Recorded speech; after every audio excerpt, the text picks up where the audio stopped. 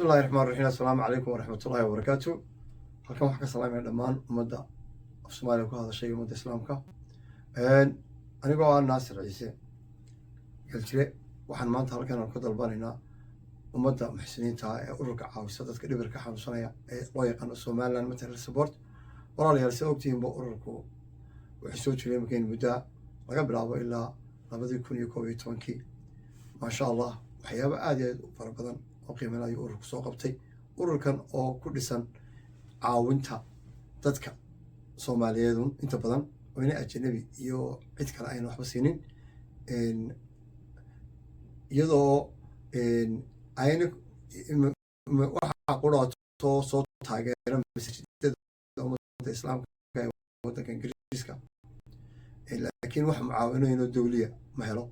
ururkaasi waxyaabo aad fara badan boo qabtay muddadii gacmadii uu jiray inkastoo dadka jiray walaalayaal waxaa ogtihiin imaka inaanu baryahanba aanu howlo badan soo qabanay. waxaa ka mid ah inaanu dhakhtarkii weynaa Hargeysa ka dhisnay 14 maqsin 17 maqsin 12 xamaam qaybta dumarka ku sameynay oo la free ama renovation wax loo yiraahdo ama dib u sameyn Soomaaliga oo lacagta ku baxday gaarayso 120,000 2016kii. waxaanu furnay dhakhtarka Burco in ka badan 3 jeer oo dawooyinka ilaa Kanada waa keenay boorama kadalik. kadib markii ururku wuxuu sameeyay campaign badan buu sameeyay oo ah xagga maxay deeyeen dagaalanka dhibta lagu hayo dadka xanuunsanaya dhibirka. waxaanu kala shaqeynay dawladda maxay sidii ay u heli lahayd dhaqaale. waxaanu ururkii fikradda keenay in cashuurta la saaro jaadka ilaahay khayra siiyo walaalkan Cabdiraxmaan Doodi oo ka qayb kala shir khayr ilaahay siiyo wasiirkeennii maaliyadda Saad Cali Shire oo muwaadiniinta weydiinaya maxaa qabtaa. wuxuu ku daray la saaro 200 ama 300 oo jaadka cashuura oo loo saaro dadka dhibirka xanuunsanaya. wasiirkaasina uu qaatay lacagtii malaayiin bay noqotay, lacag fiican bay noqotay oo lacagtii lagu howlgeliyay dhakhtaradii laga dhisay ceergaabo iyo laascaanood baabuurta loogu iibiyey dawada loogu sameeyey. laakiin sabab baahida waddanka ka jirta ma aha baahi ay dawlad koobi karto. ingiriiska waddanka ugu taajirsan wuxuu leeyahay 200,000 oo charity. adduunyada charity iyo dawladda ma kala maarmaan. waddankeenuna waxa weeyaan dhaqaalihiisu 2 laacib oo ingiriiska ama 4 laacib oo reer Yurub ay kala lacag badan gacmado jir wax ku wada qabtaan. ururku imaka walaal wuxuu wareegay inuu sameeyo hawsha la yiraahdo outreach oo ay 3 guri qof waanaya ku xiran meel. markaas waxaanu imaka alxamdulillah ilaahay noo saamaxay inuu sanadka ku guuleysano 100 qof inuu silsilad ka jabino oo qaarashka tagaan.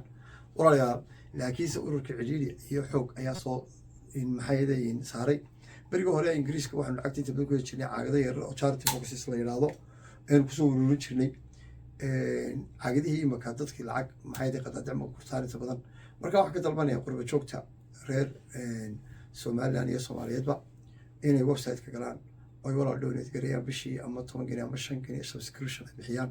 marka website-ka gasho ay darkiisa 5 gani qofka bishii waxa lagu daweeyaa sanadka waxa lagu daweeyaa 500 qofka aad u xanuunsanaya ilaa 200 marka walaalayaal quudintii waa dhinac ka raacsan. marka waxaan iska dalbanaynaa qurba joogtana waxaan ka dalbanaynaa markay website-ka galaan saadkii wuxuu marki doonaan haddii aynu helno 5,000 qof oo maxay deeyeen reer Soomaaliya iyaga dhibtooda waa ka badanba qofka muxsin wax ku darsanaya waatiisa. haddii aynu 5,000 qof reer Soomaaliland oo $5 ama $10 ama $2 oo isku dara wax aad iyo aad fara badan baynu bedeli karnaa. gacmado jir bay wax ku wada qabtaan. waxaan iska dalbanaynaa walaalayaal inaad sii gaarsiisaan qof waliba uu fariinteeda meel kasta gaarsiiyo. waxaan islaamaya. wassalaamu calaykum waraxmatullaahi wabarakaatuh.